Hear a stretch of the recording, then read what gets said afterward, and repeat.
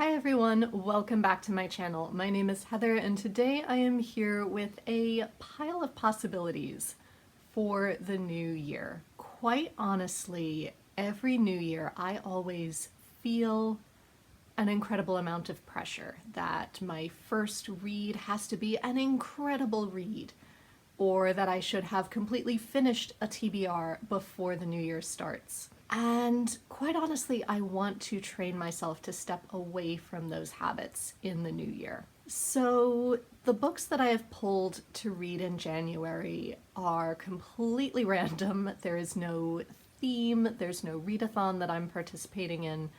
There's no pattern to these. These are just books that have called to me at the moment. These are entirely subject to change as well. I could decide to go in a totally different direction in a week or two. But as of right now, these are the books that I think are going to call to me. First of all, I always like to have an audiobook on the go, especially while I'm eating my meals at work. And so I would love to continue the Palliser series that I've been reading this past year. I have loved the Barsetshire and the Palliser audiobooks that are read by Sir Timothy West on Audible, so I'm going to continue with the Eustace Diamonds. I really don't know how this fits into all the characters that we know so far, but I know it is one of the most popular of the Palliser books, so I'm intrigued to see where this goes. I also feel like the Eustace Diamonds is kind of a mystery, although I might be conflating it with the Moonstone here, so I could be wrong on that. Next, I know I would definitely like to read The Secret Diaries of Charles Ignatius Sancho by Patterson Joseph. I have been holding on to this book since the summer and been hearing fabulous things about it for a much longer time than that, so I would love to get into this. This is, if you haven't heard already, about Charles Ignatius Sancho, who was a real person in the 18th century, and I believe the first black man given the right to vote in Britain. And if you've been following my reading the Lizzie and Bell mysteries, Lizzie is Lizzie Sancho, daughter of Charles Ignatius Sancho. So I'd love to get his backstory. Yes, this is fiction, but I believe it's very well researched fiction, and it comes highly recommended by a number of wonderful writers and actors, many of whom I've read before. And things I was pleased to discover when I bought this edition is that I do in fact know the author. I didn't recognize his name, but I have seen Patterson Joseph in a number of shows, so I'm very excited to see what he is like as a writer. I've also been thinking about picking up Arcadia, which is a play by Tom Stoppard. I saw a scene from this in the National Theatre's 50th anniversary show, and I absolutely adored it, and then later found a copy of the play. As far as I know, it's a play about 4 academics who are all in this country house together. One, I think, is a literature scholar trying to put together a biography of Lord Byron. One is a mathematician, and I'm not sure what the 2 ladies do. But over the course of this play, they debate the nature of truth, what makes certain types of knowledge valuable, is one sort of academia more valuable than others, things that I think we need to think about, especially in this time of year. I've also been thinking about reading Cold Comfort Farm. I've heard mixed reviews of this, and I've thought mixed things of it myself, the little bit that I do know, but I thought it's worth a go. The word cold is in the title for a very superficial link, and I mean that photo.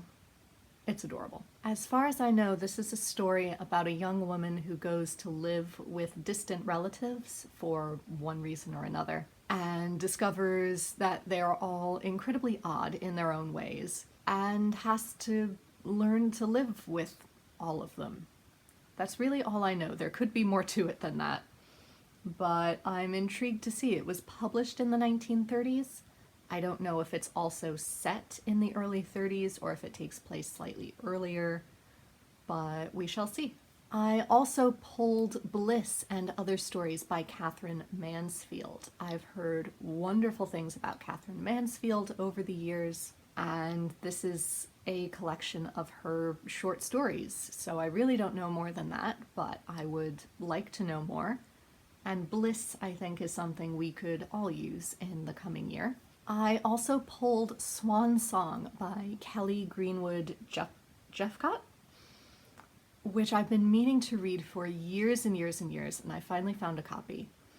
This is a story about the 5 women who were all friends of Truman Capote.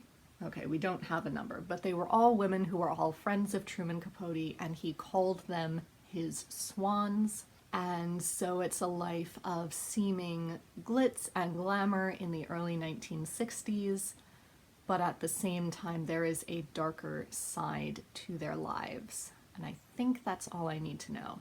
I think this was also made into a television show recently as well, so I'd love to watch that if I end up enjoying this book. It has to be said, I haven't read much of Truman Capote, honestly. I have no desire to read In Cold Blood. I did read Breakfast at Tiffany's and was slightly disappointed. It was not what I thought it was going to be. But I'm intrigued to see what these women were like, because I think this is more about them than it is about Truman Capote. And the last book I pulled on a whim was The Adventures of Arsène Lupin, Gentleman Thief by Maurice Leblanc. I picked this up, I think this time last year in New York City at the New York City Public Library, and I've been meaning to read it ever since. We started watching the television show Lupin and really loved it. Haven't finished it though, we should get on that.